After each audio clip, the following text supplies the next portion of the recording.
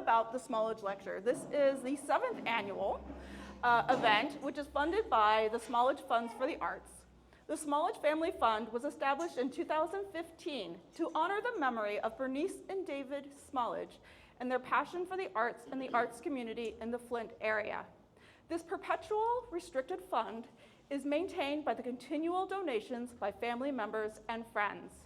The endowment funds the Annual Smallidge Family Lecture, a yearly arts-related talk hosted by Buckham Gallery. Next, I would like to say a big thank you for everyone here today, for all of the individuals and organizations who support Buckham Fine Arts Project and Gallery, including the Charles Stewart Mott Foundation, the Genesee County Share Arts Genesee Grant Program made possible by the Genesee County Arts, Education, and Cultural Enrichment Funds, Millage Funds. Your tax dollars at work. Thank you. Yes, exactly. And now I'd like to introduce Allison Hullaba, who will be our moderator today. Yes. Hello.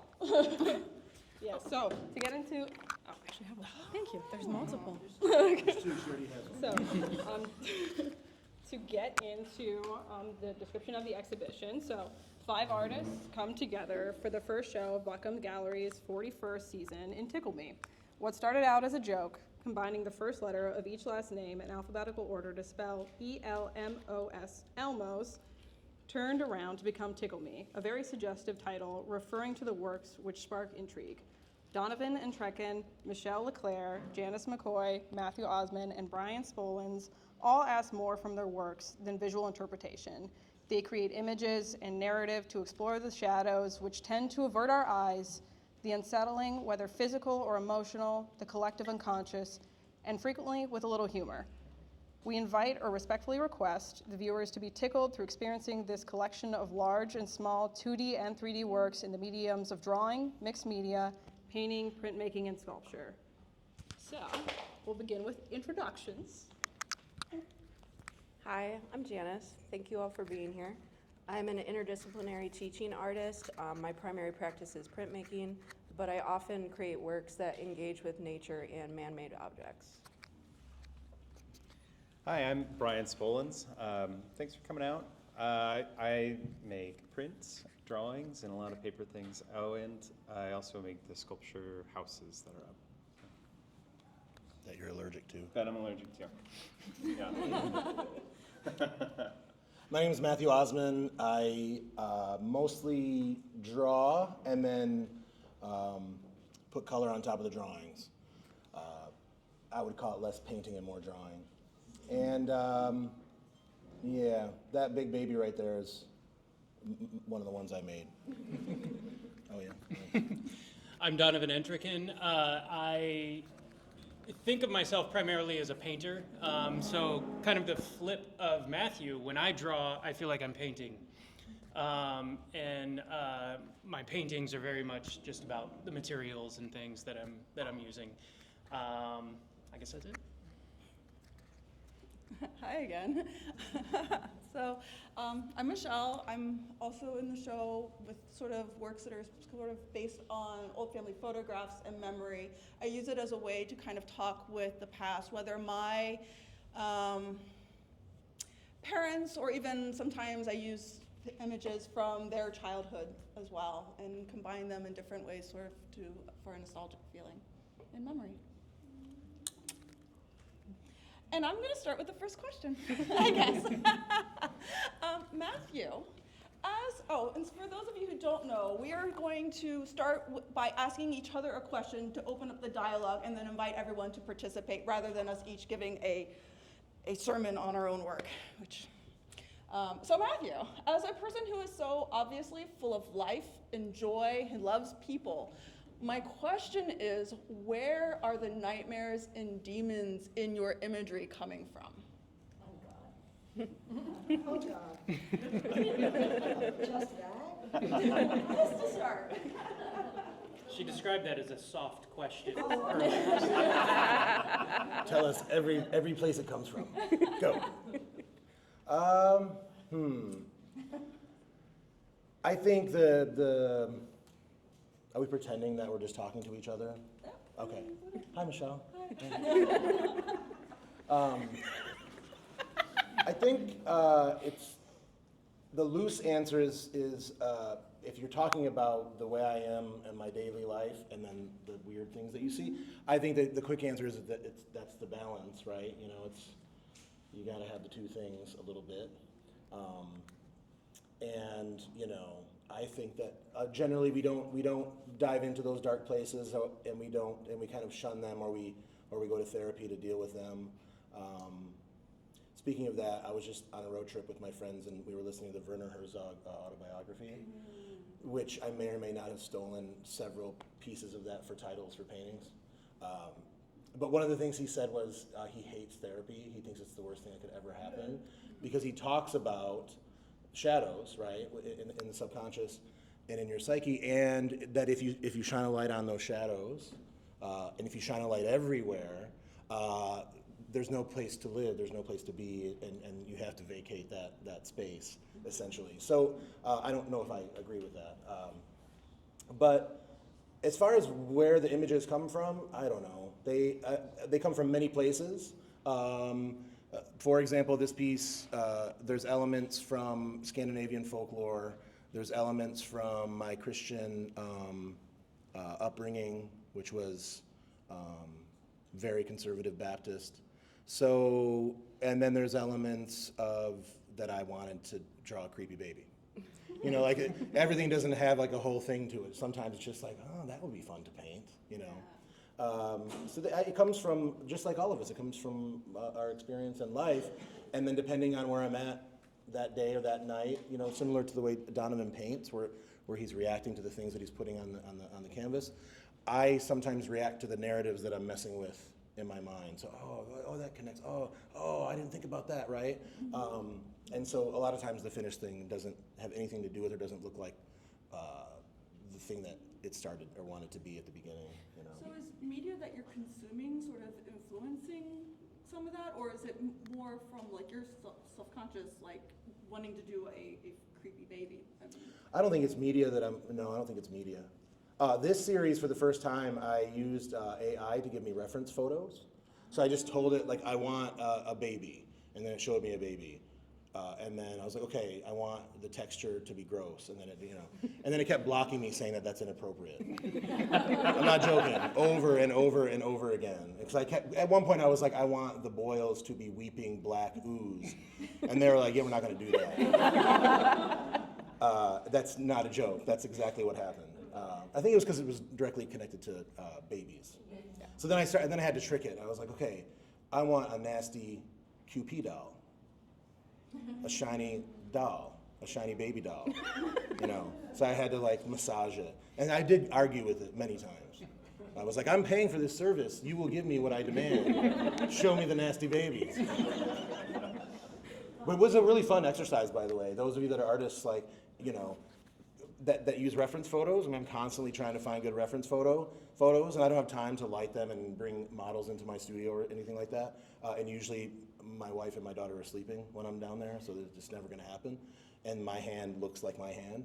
So, like, literally you can type in, I need references for hands because I'm going to draw some things and I want it to have a light source. And it gives you a lot. Yeah, it tends to manipulate it in weird ways sometimes. But you have to keep talking to it. So I spent way too much time talking to what eventually is going to take over the world. Yeah. And then you would show me them, and we'd have a whole That's conversation. true. It's true. Yeah, look at this. Look at this baby. I'd be And you're like, "That's why does it gross." look like that? I was like, because that's what I told it to do. It's kind of nice though, because you showed me some of those reference photos that you were generating, but then you translate it. Yeah, I mean, it's just not even related. Not at really all. to what the AI was kicking. No, yeah, I didn't use it for that reason. I used it literally because I wanted a person with a sheet on that had some decent shadow and highlight. You know, I needed, and I didn't want to keep messing with a sheet with my friends or myself, and you know. But it doesn't give you what you want very easily. You have to really massage it. That's, yeah. And then then the other ones are just because I recently have gone away from certain things that were unhealthy for me. because I have a heart condition. So the rest of them are my homage to an exciting, fun, youthful life into a boring, gray, Welcome. retirement. Yeah. Bald. Bald. Yeah, there's a lot of things, but I'm having yeah. We've been talking about midlife crises a lot. I'm getting close, I think. Mm-hmm. Thanks for the question, Michelle.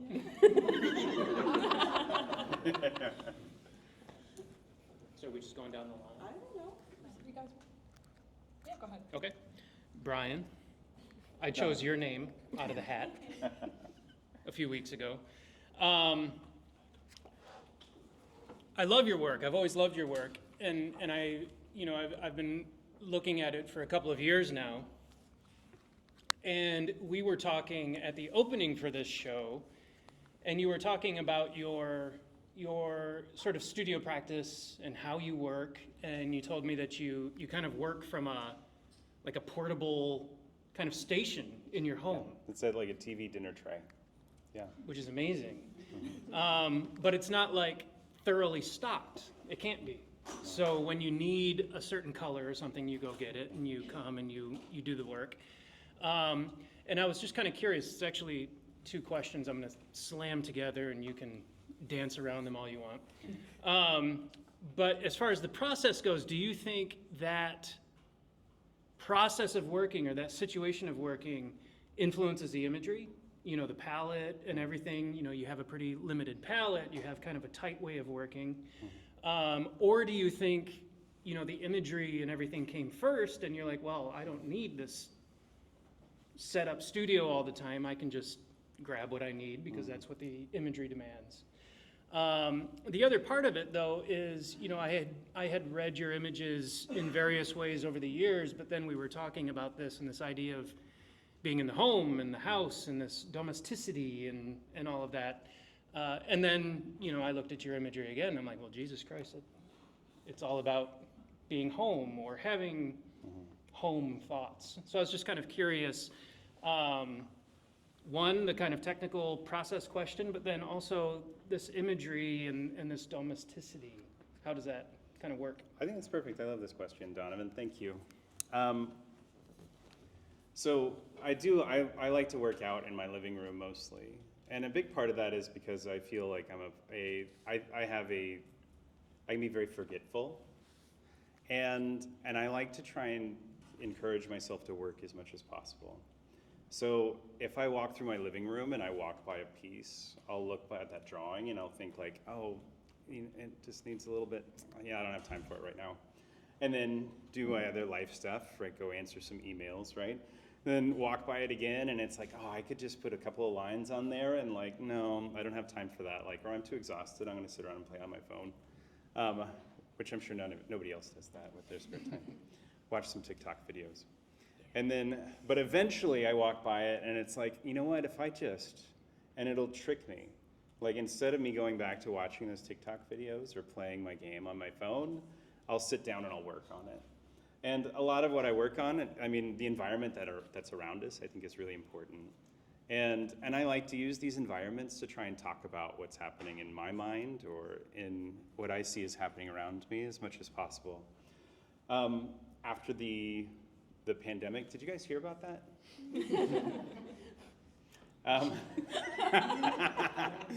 It was, only a couple of people knew about it, just the cool people.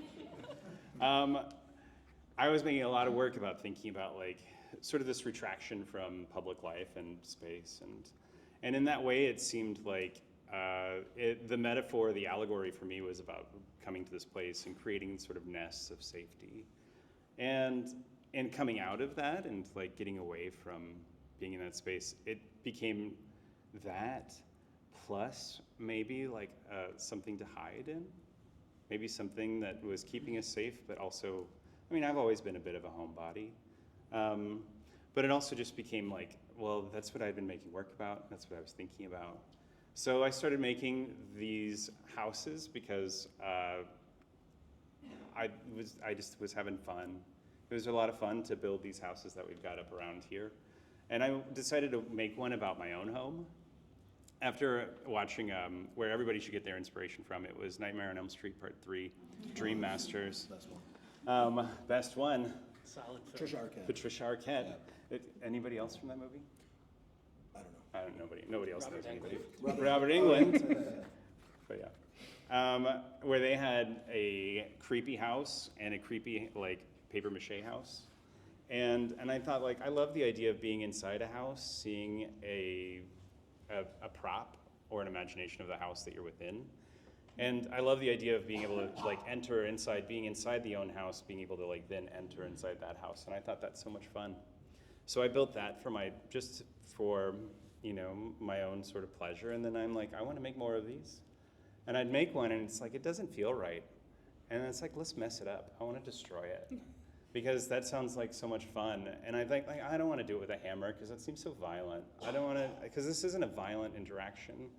I wanted it to be a playful interaction, sort of like the house that gets destroyed by, like, popcorn in Real Genius from that ridiculous 80s movie. You know, I wanted it to be sort of a joyful destruction. And because I kind of feel like that's a bit of what it was like coming out of the pandemic, that there was this sense of, like, joyfully, like, exploding out, while also feeling like we're leaving behind, like, somewhat of our old lives. And I feel like that's where all of these other ones kept leading to, and then they would build more, and, like, I started making these prints that have this house just sort of, like, exploding out. Once again, making a nice drawing and then getting to destroy it a little bit. I think that there's something really cathartic and wonderful and fun about getting a chance to make something and then tear it apart. And I feel like that's always a big thing in my drawings, is like, let's make a nice little drawing of something and then let's see if we can ruin it a little bit. Just because I think it makes it's more fun to see that. And I think that it's exciting for people to get to witness that journey. I think that answers the question. I thought we were going to get through the whole thing without saying the word journey, personally. But Journey. Did I say it more than once? no, just right at the end. Right there. Okay. It was kind of fun. We had a mother and child in once, and they were looking at your house. I think it's the one with the red roof and the black kind of oozing out of it. And the little boy was like, they were asking, like, what is this? And she's like, well, what do you think? And she's like, well, I think it's when you collect too many rocks and you hoard your rocks, and then they come tumbling out of the windows and doors. Yeah, and that was a lot of fun. I love that. Oh, and I've heard people talking about, like, about consumption and about, like, how these things that our homes become overfilled with garbage that we don't need. And yeah, I agree with that. But it's garbage that I love too. Yeah. And I like to I don't like making simple statements. So I like to make them statements that can deny themselves. So I mean, this is destructive and terrible, but it also seems like a lot of fun and a blast. And it seems sort of joyful, but it also seems like, oh, well, we're losing a lot. And I think that that's really important for me within all of my image, just trying to describe both those, like the statement and anti-statement, or antithesis. It could also be that, like, you know, they have that material that you can clean your phone with, and you can press it and then pull it and get the dirt out. Oh, yeah. So maybe when that stuff is done, it's really spotless in there. It's really clean and. Well, it's like my Linda Banglis and Rachel White-Reed pieces, you know. But I guess that's my deep art cut references. Yeah, I know what you're talking about. Linda. I never heard those names. Why are you being so difficult? I'm sorry. That's all right. Linda Banglis made sculptures with ooze like that, and Rachel White-Reed, like, poured concrete in a full-size house, and then, like, pulled it all off, so it was like she filled the negative spaces. Awesome. They're cool pieces, but yeah. But you're right, they're deep cuts. But Donovan, thanks for the question. Thank you. Yeah. So Matthew, it's your turn. Okay. I know what I want to ask, but I'm just going to reference what I wrote. Well, Janice doesn't have a chance to talk. Should someone ask Janice a question? Sure, yeah, we can switch it up. Yes, Switch it up a little absolutely. bit. Absolutely. I know, but we want to hear from Janice. Yeah, we'll bounce. Oh, I get to ask Janice a question. So Janice and I have gotten a chance to talk quite a bit, and I love your work. And something that I really love and appreciate about your work, which are these more sculptural pieces on the wall here where the party balloons are coming apart, and these prints back here behind us as well,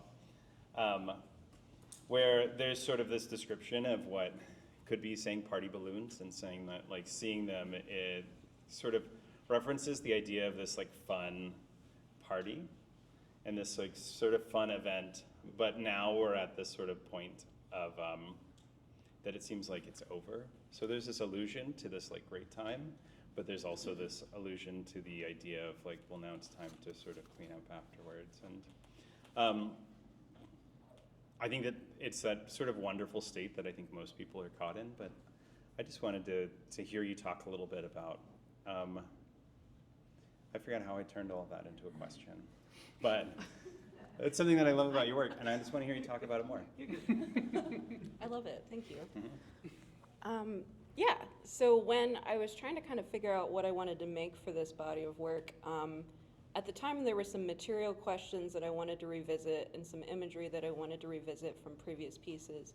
But I was also finding a lot of things on the ground, which fascinates me for some reason. So I'm always taking pictures of like trash. And sometimes it truly is trash, but sometimes it looks like it might be somewhat valuable. And I always wonder why the owner left it there and kind of the circumstances as to why it ended up on the ground. And I think sometimes the answer is simple, that it was trash and someone left it there. But other times I'm like, I could make a little story up about this. And then I kind of wondered what it would be like to get a lot of those objects together and what sort of story you could tell from that. And then I was trying to put together my own sort of stories and think about the feelings that I was putting into the work, and this kind of state of transition that you mentioned after a good time, when everything is in disorder and no action has been taken to remedy it yet. And I think that can apply to a lot of different situations, like we talked about climate change. I think it also can apply to Flint. Everybody kind of talks about Flint was this great place to live, in the mid-20th century. There was so much going on. It was a model city for culture and civics and education, and everything was going really well. And then for a lot of reasons that stopped, it changed. And now we're kind of in this transition period, which I think we're on the upswing from, where there's a lot of problems, there's a lot of things that are kind of left in disorder, but nothing has fully replaced those things yet. And I watched a lot of movies as well. Somebody recommended I watch Saltburn. They were like, I love that movie. it was a great movie. Yeah. They were like, there's some really killer rager party scenes, you should watch this. So I had a lot of fun thinking about the balloons. I love the shapes and the value and the colors. And then what other sort of objects I could throw in there to take this really broad idea and make it more specific and kind of make it joyful and sad and angry and weird, and kind of resonating with some of the things you talked about with multiple simultaneous truths and contradictions and more than one thing being true at once. Yeah. Well, and it's really clear with, it's saying great here. And I love the ability that we're using language to give us context to the image. And it doesn't really explain the image. I feel like it's more of an added element too.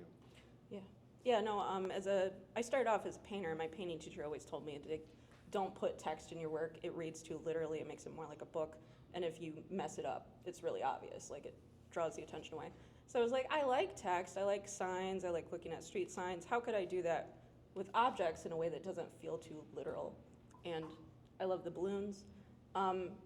Also, in that case, I feel like the title is really important because the title of that piece is How Are You?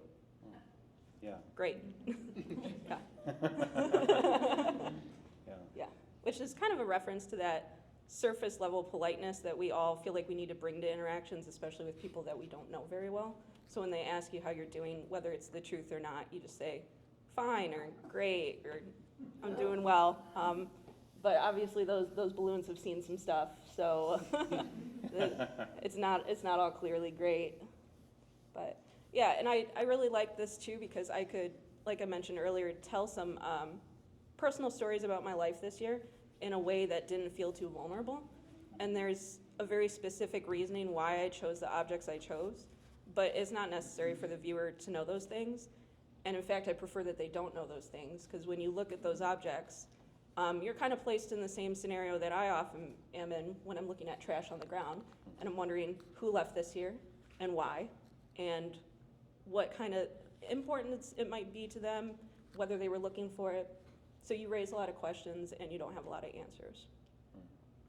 But you kind of fill in the spaces with your own thoughts. Did that answer your question? I didn't ask a question. It's true, we just kind of babbled at It was each other. perfect. It was perfect, though. I love it. Thank you. Thank you. I have That's a beautiful. question for you, Janice. Yeah. Sorry to cut you off. I'm wondering how you ended up painting on your wood blocks, your woodcut blocks, because I love the effect. For those of you who can see, there's a circle one over here, up high, and then around the corner, there's a triptych, and then even the blue, with the skull here, those are Janice, where she has painted on the block, and I'd love to know what brought you to that point. Yeah, so as I kind of mentioned earlier, there were a lot of material questions that I wanted to address in this body of work, and a lot of them were things I had lightly explored in previous pieces with carved wood.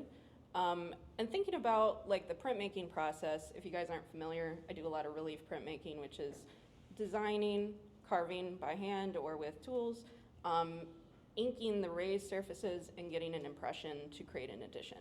And that's what I love to do. But there's certain parts of it that I like better than other parts. I don't like printing. It's a pain in the ass. So I enjoy the feeling of removing the material. I enjoy the design process. I enjoy the graphic mark making that you can get. I kind of enjoy the soft violence of destroying something. So I was like, I want to do more of what I like doing and do less of what I don't like doing as much. And then I was thinking about the purpose of, which we've talked about, the purpose of multiples versus the purpose of singular pieces. As artists, we know that, especially us, I think, we make some weird stuff. And I'm not going to make 50 of a print of my face with 2 masks on it. I don't think anyone would buy it. And then I'd have 50 of them, and it would be weird, you know? So there's some things that I think function better as one-off singular experiences, and some things that I feel like create resonance by having multiples, and it makes sense. So I was like, okay, how do I explore that more? So I started thinking about how I could use the wood as kind of a highlight. So in some pieces like that one, it's kind of not a high highlight, but a mid-light, where the exposed wood is the second highest value within the piece. And then there were other pieces that I painted completely within the recessed areas, and the ink on top still makes it look like a relief print. So there's 2 that are like that. And actually the piece on the other side is the reverse image of that print.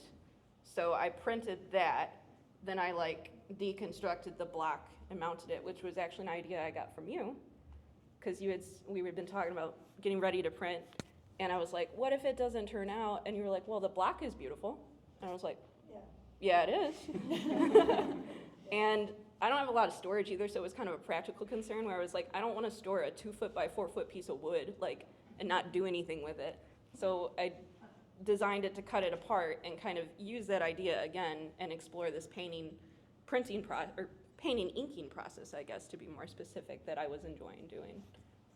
But that circle piece is actually a laser cut print that I did in 2020 about the pandemic, which I feel like is still relevant, because kind of similar to the ideas in those works, we're still sort of in like a transition state, I think, where everything has changed, and we've figured out how to do some things, but I feel like the effects are still kind of reverberating. So to me, that feels still very timely. Yeah. Yeah. Did that answer your question? Yes, thank Okay. you. Where did you do the laser etching? I did the laser engraving at Factory 2, and I also did the cutout letters at Factory 2. So Warren's not here, but that's a great place. You should go there.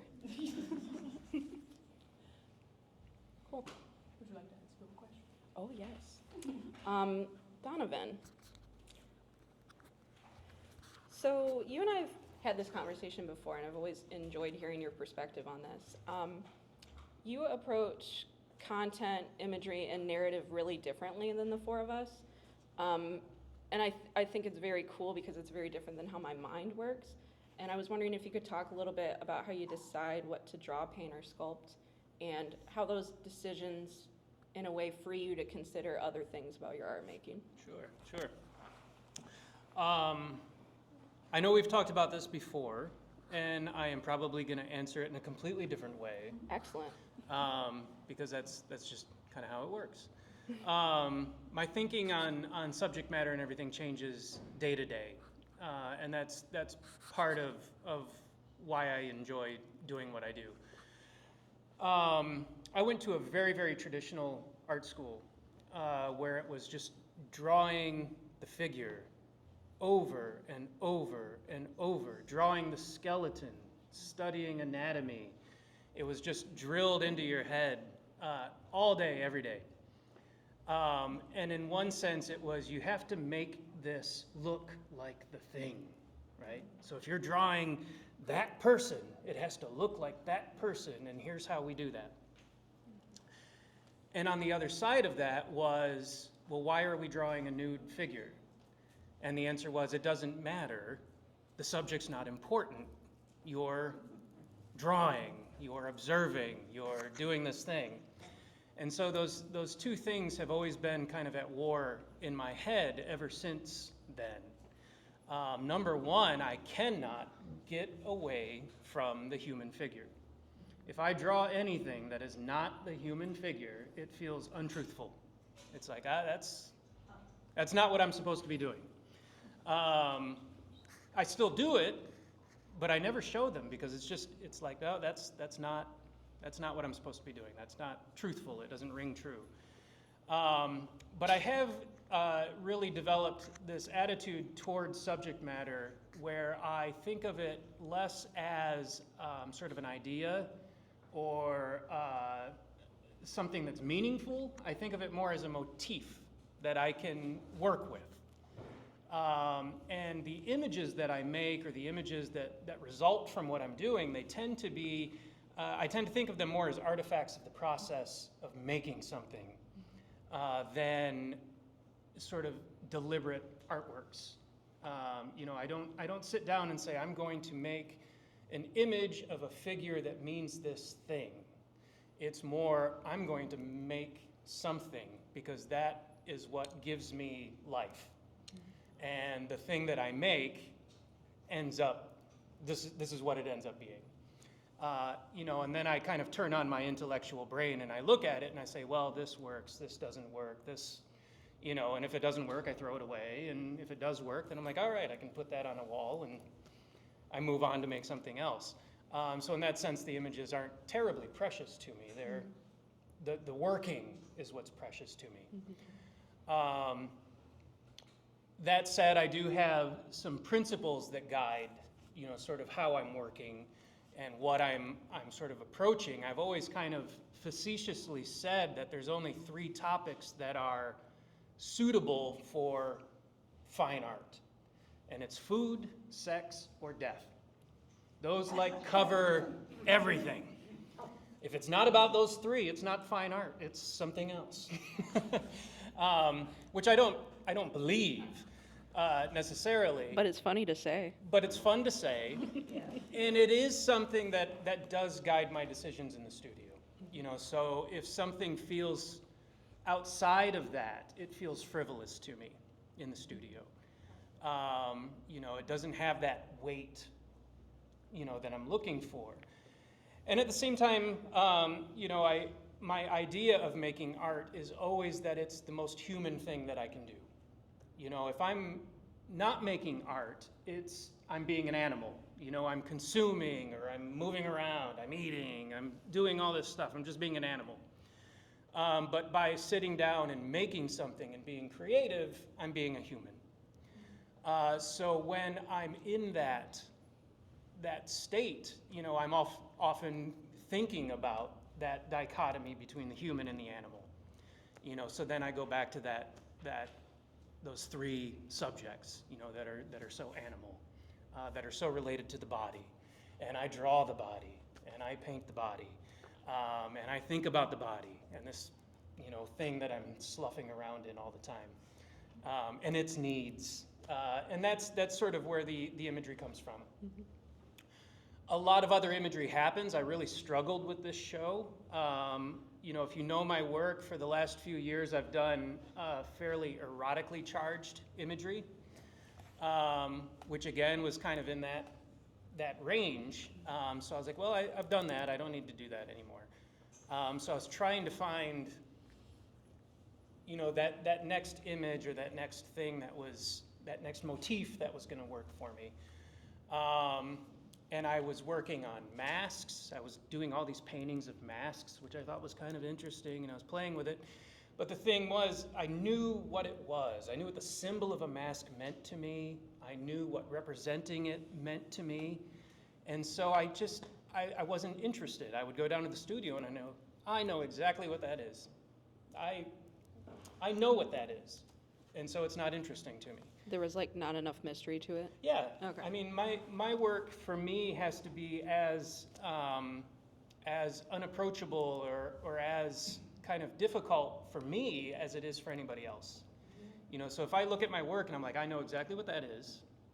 I know what it means. I know where it came from. I know the sort of thing inside this human that generated that. Then I'm bored to death with it. And it's not going to work. And it looks stupid. And even if it's an okay painting or whatever, it's like, so I did that for like 2 years in advance of this show. And then just like 3 months ago, I started playing with clay in the clay studios at the FIA. I hadn't done sculpture in years and years and years. Of course, it's a figure. I don't have to think too hard about that. So I start making a body. And I'm making it out of clay, which is very foreign to me. And that just kind of unlocked some stuff. And I was like, okay, so now I have this new material I'm working with, and it's happening, and all of that. And, you know, it has to decay, it has to fall apart, it has to be fragile, it has to be all these things that bodies are. Death. Death, decay, age, change, hamburgers. Sexy food. So I made these things, and they didn't quite feel truthful. The material was foreign. So I started painting on them. And the painting is something that is very, very natural to me. So I was like, you know, if I have something wet and drippy and, you know, and I can move it around and I know what it's going to do, and, you know, I can kind of communicate with that. So the sculptures became these sort of three-dimensional paintings, and then I said, okay, I can go back to it. So I started making, you know, some of the paintings that you see here, the drawings. Again, I treat very much like paint, so it's very liquid, it's very dusty, it's very, you know, it's not about line or definition, it's just, yeah. So I rambled all the way through that. No, I loved it. You hit all the things. Can you talk a little bit about kind of your forays into color this year? Because I feel like that was also a nice shift to see from you. Yeah. And I talked to you about some of this stuff feels very joyful, and you were excited making it. You were excited talking to us about it, and I wish you could talk a little bit more about that. Sure. For a long time, I stayed away from color. And the part of that was the same way I feel about imagery. So if I use red, it's blood. Well, it means blood. And I'm using the body, right? So if I'm using red or I'm using something like that, it's, you know, I knew what it was. I could read it. So I tried to stay to this kind of monochromatic, gray, dark, you know, and that way I could kind of be, well, it's about light and shadow, it's about dirt, it's about decay, but that's not all, you know, it's not only that, and I don't know exactly why it is what it is, and that works for me. And then I did, you know, as I'm playing, you know, I would splash a little color on something, and I'm like, it's okay, it's all right, we can. I love color. I mean, there's color all over my life, but in my work, it just wasn't appropriate. So I kind of found a place of peace with it. I was like, okay, it can be color. It doesn't have to be symbolic color. It can be atmosphere. It can be descriptive of the form or of the space or even just of the surface. Okay, it's kind of a decaying figure on this sort of acidy yellow-green surface. It doesn't have to mean anything. And so I just kind of loosened up, actually. It was just, okay, it can just be a color. A cigar can be a cigar, right? I like that a lot. They're a lot of fun to look at and talk about. Thanks. I had fun making it. Matthew, would you like to ask your question? Sure. Hi, Michelle. Hi, Matthew. So nice to be here in this empty space together. Oh my goodness. We all keep scooting back. We're going to be up against the wall in a minute. You talk about in your work a dialogue between the present and the past. You use old family photographs, not only for inspiration, but physically to not only give inspiration, but to have a conversation with. You've talked about. I have a couple kind of questions. One of the things you've said is, you have them all laid out, many of these photographs, and as you're sifting through them, you try to figure out who wants to have a conversation. Mm-hmm. So I want to start there. What does that process feel like at the time, and then the conversation? How do you know? When do you stop? Which one talks? How does it talk? Oh, interesting. That's a hard question. Well, I have shoe boxes full of photographs. Sorry, I'm talking to you. Yes, right, yes. We're in an empty room. So, and I inherited a lot of these photographs from my mom, so she would keep them in the shoe boxes. And occasionally I will get them in the mail or to come to me or an envelope. And she also has the photographs that she got from my dad's family when they downsized and subsequently passed away, and then like her family too. And then I end up being the reciprocal of this. So I open up my shoe boxes and I just start flipping through them and shuffling them kind of like cards, kind of going through, and I'm like, and I'll pull one out, and so there'll be something, there'll be a spark. There's this great book that I read in grad school called The Camera Lucida by Roland Barthes, and it's about photography.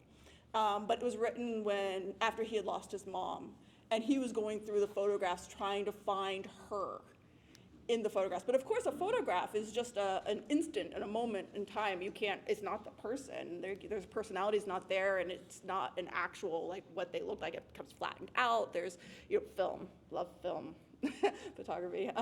So we was like talking about the thing, there would be a spark, the punctum that would catch his attention. So that's what I do with the photographs. I'm looking for something of a person. It's an expression. It could be a little blurry. Sometimes it's a place, and so that's where I start. What was the question? Yeah, I mean, how do I? I know I'm sure it changes by the minute. Yeah. Yeah. Yeah, that was part of it, and then and then you use those interpreted through your style and your painting. Right, and it often, like, I'll be thinking about the person and kind of memories or times that we shared, but ultimately it becomes, the painting isn't really about them, it's about me. There are certain photographs that I will do over and over again, like the Easter one over there, that's probably the 6th version of that painting. And each one is completely different. I have done this one several times. Usually, it's just the two girls, or one of them, in a solo painting in a different atmosphere. But I kept working on this one, and specifically, I found that I kept, and this is really large for me, everyone. This has been a big growth for me since I've started working with the family photographs. So I started pulling glazes over the adults and kind of focusing more on the children, and I paint and I sand and I build up the layer and I sand again, and so it kind of gives that texture that I'm looking for and that feeling.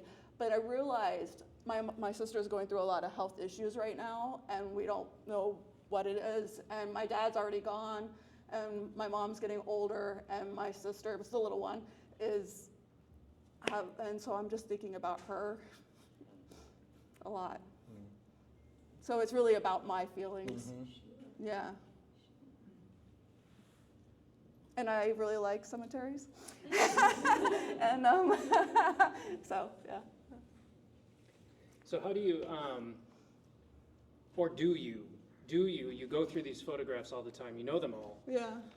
and you'll go past one 100 times looking for a painting, and then you'll see it for the 101st time, you're like, ah, yep. What is it Yeah. that, you know, like how does it suddenly say, okay, that's a painting now?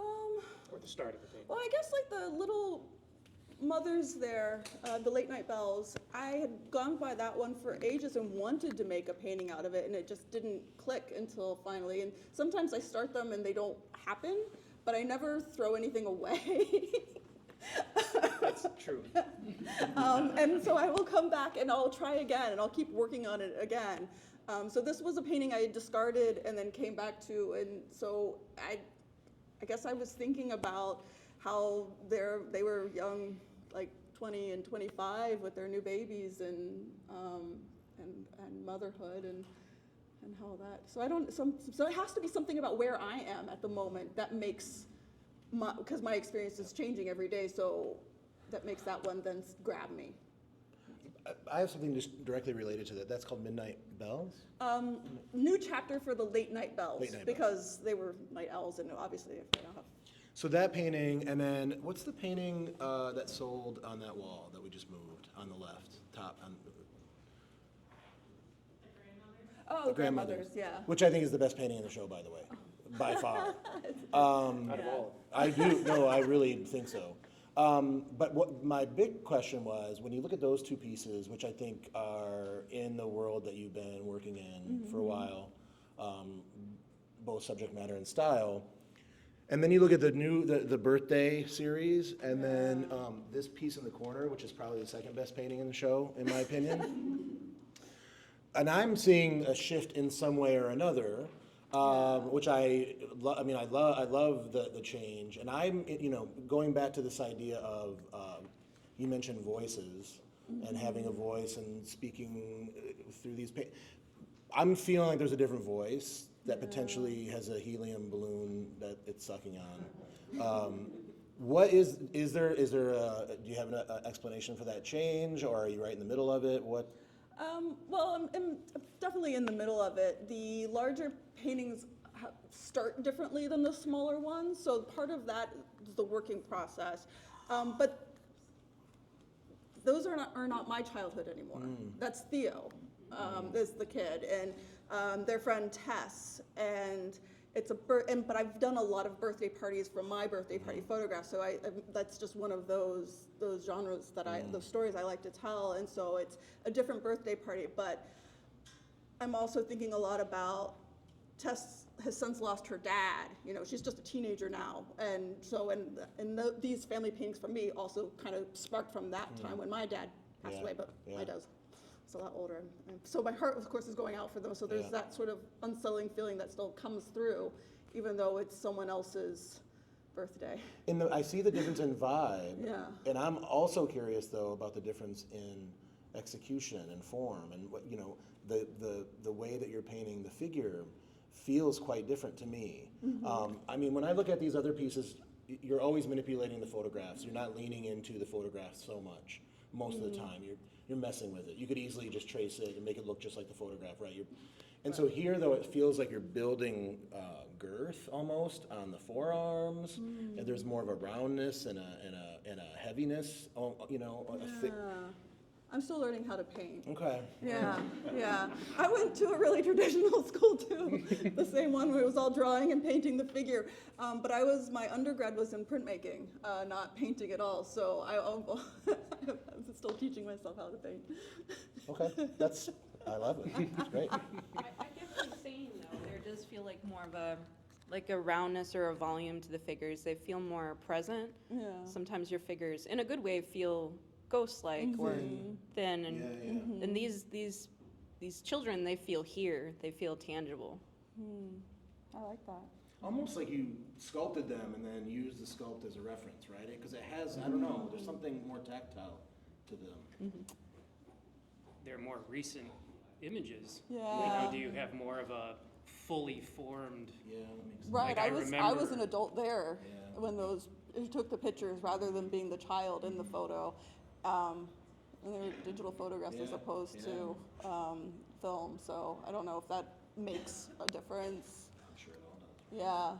Yeah, I will say some of the small ones, how the figures get thin, and that is some of the working process because it's Mylar, which is that translucent kind of paper where I'm painting on both sides. Man-made, it's not natural at all. Right, Yeah. right.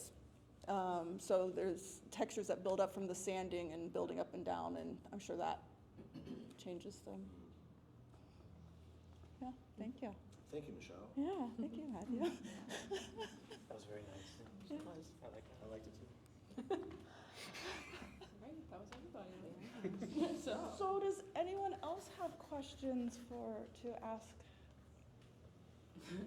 So let's, pass around the microphone. It's just gonna be way better after. Yeah. Yeah. Just hold it like Yeah, just right hold here, it, pretty far down, actually. You don't need to speak into it yet. like right there? Yeah. That works, okay. Something that I noticed, and I know like it's the color, there's a lot of similar colors happening between like all of your guys' work. And so I was wondering if you could kind of speak to your color choices. Cause like the most common one that sticks out to me is more of this kind of like seafoam green, like bright green, and like lots of kind of teals and like vivid blues really stand out with like little pops of more warmer tones like these pinks and stuff. So I don't like, where's your head at when you're choosing colors? I guess, and that's for everyone. The seafoam one, mine's really quick. That one was because I had the drawing almost tight enough to start painting, and I didn't know where to start, so I asked a friend what should it be, and they said chartreuse, and that's why. And chartreuse is delicious. Yes. It's a good color. When I walked in and saw the show for the first time, I was amazed at how cohesive it looked, especially in terms of color, because none of us, we didn't do that on purpose. We talk to each other a lot. We're all friends, and what are you working on? Blah blah blah. But it almost looks like we were all working together in the same space, which I think is just kind of an eerie coincidence. It's extremely spooky. Yeah. So, I mean, that's just an observation. I don't know if I have much to say about color choice, but I thought it was fascinating the way we sort of were on a wavelength. I think a lot of us often work with darks and are a little bit more graphic, like me and Brian are a little bit more illustrative or graphic. You love black and gray, but I think for me, I really like contrast. So when I was choosing color, I was choosing really bright, kind of electric, almost hurts your eyes sort of color, because I wanted these to feel intense and extreme and kind of play off of the dark feelings that I was having, but also where there's light, there's darkness sort of thing. I don't have color thoughts. I think it was the universe that brought us together in a very special way. Serendipitous. That's very sweet. Any other questions, you guys? We can also just talk afterwards. Yeah. I have one. I'm a word person primarily, and it feels like such a privilege to be able to hear you guys talk, to use words about your work, instead of the visual world that you're all in. And I just wondered if you would comment on what it feels like to talk about your work and whether you learn more from hearing yourself talk about it or talking about it among yourselves or doing it. Like, what are the interactions for you between your kind of verbal life and your visual life? I love this question, so I'm sorry I'm jumping to the front of the queue. I feel like I've been following art as a career since I was in high school. I went to a fine arts high school. And I feel like I've always been better at talking about art than making it. And I think that's been people have said that to me in politer terms, But so for me, it's really, I'm really comfortable with it. And I feel like all of my artworks, I have a lot of conversations in my head. And while I'm making something, I'm sort of talking to myself, like, oh, that's funny. Like, I like that. Do I like this yet? I don't know if I like this yet. So being able to now, bring it out to discussing it with other humans seems like a natural progression for me, but I don't know if that feels that way for you guys. I despise talking about my work. I suspected In my studio, it's a very nonverbal thing. And I'm allergic to sort of conceptually thinking about artwork. And so when I'm in my studio, it's very much a purging of any kind of verbal descriptions. You know, so again, if I look at something and I'm like, I know what that is, I can describe that. There's no reason to make a painting of it. Like, why would I do that? You know, so doing something like this is fairly painful. It's different here though than we talk about art and our practice Sure, all the time. sure. Most of the time it's shorthand. Yeah. So you already know basically what I'm going to Yeah. say, so I can just cut to the chase. And we don't spend a lot of time talking about what our concerns are Sure. that we're trying to, you know, confront. We don't cry in our psyche. beer. We don't. Yeah, we don't. No. But just philosophically, I've always felt that the best thing that an artist can do is to shut the fuck up. That's not what you're supposed to be doing. Long Right? sentence, right? Yeah. Long sentence. I'm not a writer. I love to read, but I shouldn't be saying anything. I also was told that we weren't swearing today. I thought, and I've heard 2 swear words. 2. We were just trying to keep you in check. I really enjoy talking about my work with these 4 lovely people and all my other artist friends. So I feel like it's kind of a necessary part of the process for me to continue chewing on ideas that I've already had. They always offer me different perspectives. I share my perspectives on their work. And working in an art museum, I find I talk about art all day. Yeah.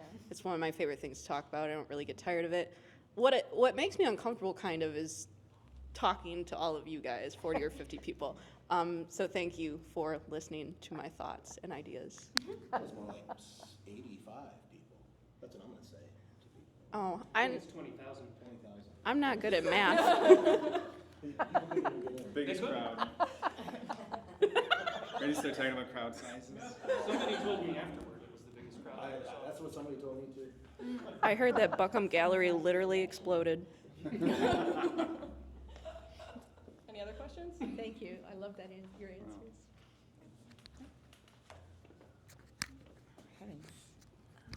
Now, this part I don't like. Just hold it right here. Yeah. Kind of far down. Oh, yeah, good. I have too many questions and way too many reactions and over-the-top comments, and that's just, you know, off the top of my head. And again, it reminded me in a way of what you said, Michele, and that is, I guess, that reveals much more about me and who would care about that. I'm an audience member, and should I dare have all of these reactions to people I'm learning to know and enjoy so much, and I feel, I guess it might have something to do with my size, a little cheerleader over here, you know? I want to hug all of you and just tell you how, you know, I'm not from Flint, I'm not from Michigan, and here I am having such a good time enjoying your work and your thoughts and all of the questions that come to mind. So I won't expose any more of myself because I'm not an artist and I don't have to. But is it important to you on any level, any of you, to know how your work touches other people? That's number one. Can you dare, I guess, have a viewer or a series of viewers in mind? I would suspect I know your answer without knowing you. That's audacious. Forgive me, I shouldn't say that. I love it. But anyway, is that a thing? I've read about it innumerable times, you know, with writers in particular, Jan, you know, how the audience is real, or in your case, never you know, to be considered, because that too would make you think and talk. That's plagued me a lot, particularly, Jan, with writing, that relationship or performance, you know, the relationship between the artist, performer, and the audience. Does moving someone else, or I guess I could distill it, moving or affecting anyone else, is that in your psyche, in your mind, anywhere in view? I might shut up, but okay. Not promising. I think I'll take this one first. The first part of your question, do we think about the audience or do we consider the audience? I personally feel like in some way I have to think about the audience, because if I'm going to put something on a wall and other people are going to look at it and think about it and talk to me about it, I have to think in some way about them. Otherwise, I wouldn't show artwork. I would just make it and keep it in my house, and it would just be for me. However, I don't make things with the idea of trying to please anybody or cause a specific reaction. Effect, I think I'd like to use that word too. I think everybody wants to hope that what they make will move someone. But I find if you have too many cooks in the kitchen when you're in the studio, if you're thinking about the audience too much, it's going to really influence what you're doing, and maybe not a great way. Like, oh, I should make this because someone would buy this, or that somebody would like this, or this would really make somebody mad, you know, that sort of thing. Although sometimes I do like the idea of making someone a little bit mad. But yeah, for me, I feel like you have to consider it if you're going to show art, but I don't feel like it should be the primary concern. I'd love to add to that, and I think that's wonderful. I already mentioned one piece of cinema history, Nightmare on Elm Street, Part 3, Dream Warrior. But there's another bit. Oh, sorry, Dream Warriors. There's another film that's just as equally as important. It's called Deathbed, the bed that eats people. Oh, that's awesome. And I watched this movie because it's terrible.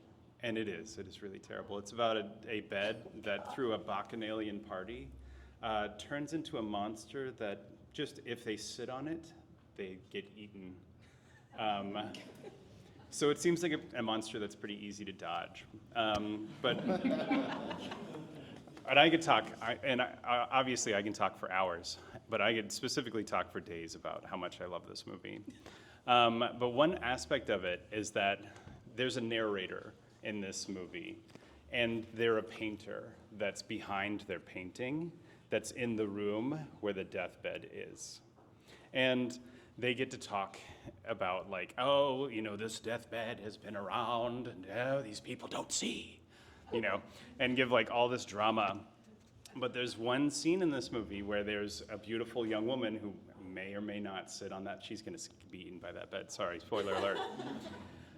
But she's looking around the room, and she looks at the painting. And as she's looking into that painting, the artist is behind the painting. And there's a moment where you think, like, is she seeing this person who's trying to warn her, trying to say something, like trying to communicate, trying to like say something about the world? And you think, like, just for a moment, maybe she sees that artist back in there. And I kind of think that's the greatest hope that every artist has, that there's a little piece of us that we break off and we put into those pieces, and then we send them out into the world, and we just like hope that somebody looks close enough to be able to like find and see us. To be able to, I couldn't hear that. Find and see us. And I think that's the best thing that we ever could hope for. And the best thing is that I feel like I did that watching Deathbed. That's true. I saw the writer, I saw the movie, the producer, I saw the director, and was like, oh, you guys did something brilliant in this terribly stupid, beautiful, like, wonderful movie. Like, and I feel like that's how I feel most seen, is like, this is stupid, this is terrible ideas, this is whatever, but if you can spot me in there, that's all I want. And I don't think that you can do that trying to get the viewer's attention. You know, I don't think that you can do that by paying attention, pointing at the bed. I feel like you have to catch them when they're off guard, and that's whenever they may see you. So I don't give a lot of thought to how I want people to interpret. Well, I do have thoughts about how I want people to interpret my work, but I don't think that I'm communicating a didactic meaning, or that I have a message that it's like you look at this and then you get some sort of like code that you get to like decode the rest of the meaning of art. I'm just hiding pieces of myself in there and hope people spot it. Should go ahead and drop that. Yeah, how do you follow Deathbed? How do you follow Deathbed, the bed that eats people? Available on Amazon Prime for $2.99. Food and sex. I forgot where I watched it. I should own it. Physical medium. Most of the time I'm thinking that I don't want to embarrass myself, so I stress out a lot, making sure that at least there's something interesting in it that will make people think that I don't suck as an artist. That's mostly what's going through my mind at the very beginning. I think most of it's just like, for me, it's this. It's just like, I don't think about what they're going to think about or how an audience might react. It's more of like, hey, hey, hey. And so to me, that takes the form of knowing a little bit about art history and what's been done, and making choices to kind of push against maybe an expectation. You know, I think about all the time, I wish I was a musician, or you know, like, so for example, I love Bob Dylan, and I wish I could make a painting that was a Bob Dylan song, but they're not the same form. It's impossible, right? And so you just sort of give up on that idea of expression. And visual expression is a tricky thing. And, you know, so we can call it a visual communication, but, you know, if you're trying to communicate too much, whether it's by putting words in your image or whether it's by making something too straightforward or too obvious, that communication, you know, the wires get crossed and it doesn't work. And so, you know, I think thinking about an audience is definitely not on the forefront of my mind, but the process when I was talking to my friends about the work and saying it in shorthand, to me that's the audience, is sort of, you know, talking about, I think this is working, I want to know why it's not working, and then I have a conversation, right? And so the working, though, is not about it working when it gets here, it's about it working, right? At least feel half comfortable sending it out there. That mixed with everything that Brian said. Especially about the movie. Yeah, and Deathbed. It's such a bloody good question that we all have to answer it. That's because there are animals in here. That's why. The greatest compliment I ever receive as an artist is when somebody stands in front of my work and they tell me what they see. So they've looked at it, it's caught their attention long enough that they start to develop their own story, and they see something completely different than I ever saw when I was making it. And for me, that's really, really gratifying. And I really love being in the gallery when my work is there, and overhearing what people say. And it's like, oh, well, I see this, and it makes me feel this way. And, you know, the fact that they're even having that conversation, the image was effective enough to have an effect. And for me, that's paramount. You know, that is the absolute goal of what I do, is that somebody else can have an experience in front of it. An experience, not necessarily approval. No, just, you know, to have some sort of experience. In the studio, I think a lot about how the work could be received, you know, and I use that as an editing tool. You know, if I'm looking at something and I'm like, somebody could see this, and I don't want that. I have to take that out. You know, and that's really important to me. You know, I really don't, you know, there are certain things that I don't want in the imagery, and I don't want anybody to see. And occasionally somebody will say, you know, they'll look at my work and they say, well, I see this. And I'm like, oh God, no, no. So I go back to the studio and with an eraser, and I'm all over the place. I'm like, that is now excised from the work. So, you know, that dialogue with the viewer and with people who are watching it is absolutely very, very important.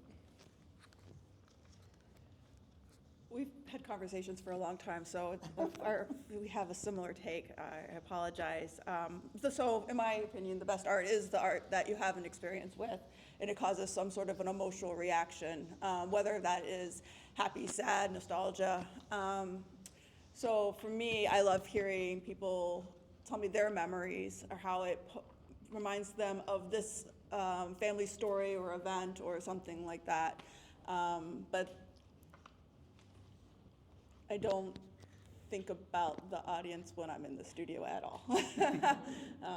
Yeah. It's also the idea of being in a space that's different than your nasty basement with spiders, and you can't stand back more than 10 feet. So it really changes everything.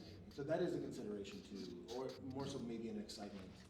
More so maybe an excitement about, oh, I can't wait to see this in a space where you can stand 30 feet away and,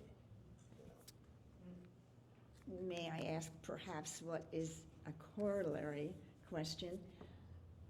It embarrasses me a little bit to ask the question. How about the pricing of an artwork? For example, not having a bank account, that would matter if I, bought something or didn't. I love all of this art, just me. I love it all for a number of reasons. But then I look at the prices and I say, this is quite modest. In fact, I think it's very modest. And I don't have money to make that judgment or to even think about what I would offer if it were higher or lower. But by having spent many years of my life in museums for any number of reasons,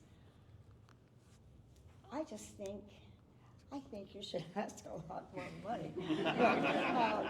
But how does that go? I mean, all right, you're not on the walls of the Whitney yet, or MoMA or any other place yet. Let's just say. How do you?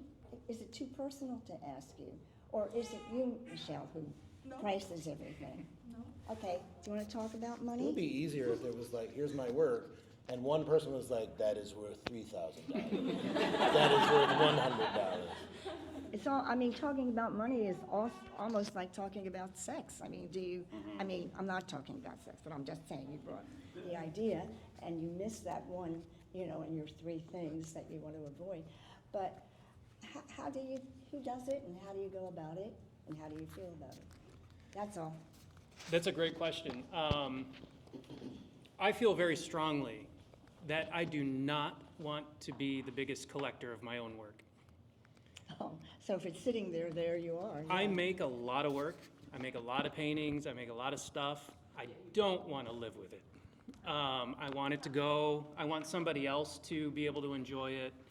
If somebody wants one of my works, I really want them to be able to have it, whoever they are. And so, and I'm not in this to make money. I have a job, and I built my life very carefully that I wasn't going to have to make money from my work. You're lucky. I just didn't, I did not want painting to be my job. I wanted it to be the thing that I have to do, and I would do no matter what. So I just want people to have the work. And then I'll make more, and hopefully somebody will have that, and I can make more. So that's really how I price. I'm like, I think I could probably get this much for this in Flint. So it's kind of a cold measure. Mm-hmm. I think I can get this, so that's what I'll charge. Might be worth a lot more, might not be worth much. But that take kind of scares me, just because as a viewer and as somebody who would just love to have more hanging in my home, the price tag is a consideration. It's not appreciation necessarily of the fabulous quality of the work. It's what a person who's looking at it can afford, and is that the proper measure. That's all, honest to God. That's all right. What also Trying to- happens is once you have sold a few things at a certain thing, you have to be consistent. You can't go like up or down, because if you have already sold a small painting at that price, you can't at the next show make it lower, because then you have collectors that'll wonder what's going on. So there is a certain level of consistency needed, I feel anyways. And I'm not trying to get rid of all of them, so it's a slightly different take. We have very different opinions about our own Well, work. you must have a big house. I had somebody told me at the very beginning of my career, and I was trying to figure out how to price. And he said, you should price it so that your friends could buy it. Because I those like are gonna that. be your first collectors, are people you know. So, at the beginning, it was like, I might be able to afford $25 for a piece of work. So that's what my work is gonna be worth right now. And as I've grown and gotten older and gotten wealthier friends, the price can go up a little bit. But again, for me, it's just about, I want somebody to have it. How do you feel about it? Yeah, it's the same as Donovan, pretty much. I don't like talking about pricing because I don't like thinking about pricing. But for me, there's something really important, and that's that I like the idea of anybody being able to get a piece and leave a gallery with one, so that maybe I'll end up on the wall of a deathbed room, which is why I have a stack of prints there that it's like I priced for $30 that you can just come and pick up and pay $30, and it seems like pretty reasonable, and anybody could leave. I feel like it's a reasonable price to ask for it. It's a nice plug for your own work. There's a plug for there's a stack of prints over there that you guys can purchase. I don't care about selling anything. My work is $30 right over there. I too, like Janice, and we're printmakers, we get stacks of stuff, Yeah. and like I went through my drawers and was just like, these are old paintings, I'm just gonna throw them out. Yeah. So I'd much rather see like, oh, I wanna make stuff that goes out and sees the world. Because while I'm stuck in my basement printing or in my living room drawing, right, they get to go out and live a full life. Little parts of you get spread around the world. That's right. Yeah. I feel pretty similarly to Brian, because I produce prints with the idea that I want them to go out into the world and live their own lives and carry little bits of me out there with them. I'm also not as prolific as Donovan. So for instance, I only have 5 big things in here, and it would make me sad if I sold them for too little. So I think me and Michelle have kind of a similar mindset too, where like, I'm not trying to get rid of these things. They're not burdens to me. And I know there'll always be other opportunities to exhibit or sell them later. Well, thank you guys so much for all your provocative questions and provocative answers. It's been great. You guys are all welcome to hang out after. Yeah, please, drink Yes. wine with us. I was like, there's food. You're all welcome to hang out, but thank you so much for coming to the Tickle Me talk with all these great artists.